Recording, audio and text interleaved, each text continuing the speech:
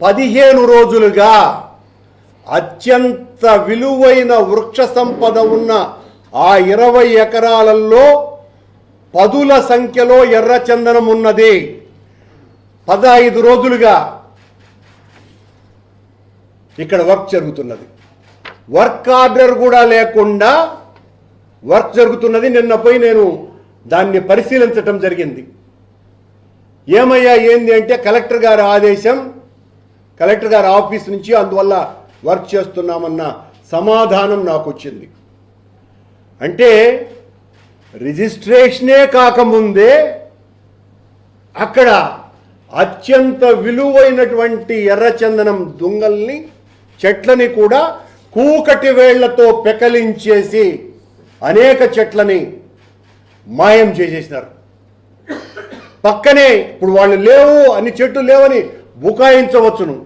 ఇదే అరవింద్ హాస్పిటల్కు యువతల వైపున మన వేద విశ్వవిద్యాలయం ప్రక్కన ఉన్నటువంటి స్థలంలో కొన్ని వందల సంఖ్యలో రుజువుకు ఇంకా ఎర్రచందనం చెట్లు ఉన్నాయి. ఇక్కడ మాత్రం అతి తక్కువగా కనపడుతున్నాయి.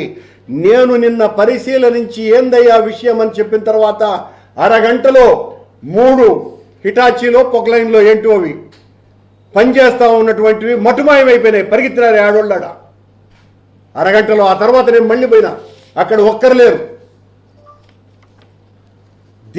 ఏం మతలబు ఉన్నది ఇక్కడ? 100 రూముల హోటల్ ఒబరాయి ప్రభుత్వమే చెప్పింది. 100 రూముల హోటల్కి 20 ఎకరాల స్థలం అవసరమా అండి? అలాగే ప్రభుత్వమే చెబుతోంది నిన్న క్యాబినెట్ మీటింగ్లో. దాని వలన 1500 మందికి ఉద్యోగాలు వస్తాయట. హోటల్లో, రెస్టారెంట్లో లేదా ఒక మ్యారేజ్లో, 5 స్టార్ హోటల్లో భోజనానికి కూడా 1500 మంది ఉండరు. 1500 మందికి ఆ ఒబరాయ్ హోటల్ రావటం మూలంగా, అత్యంత ప్రతిష్ట కలిగినటువంటి హోటల్ మనకు రావటం మూలంగా 1500 మందికి ఉద్యోగాలు దొరుకుతాయని ప్రభుత్వం ప్రజలని బుకాయిస్తుంది.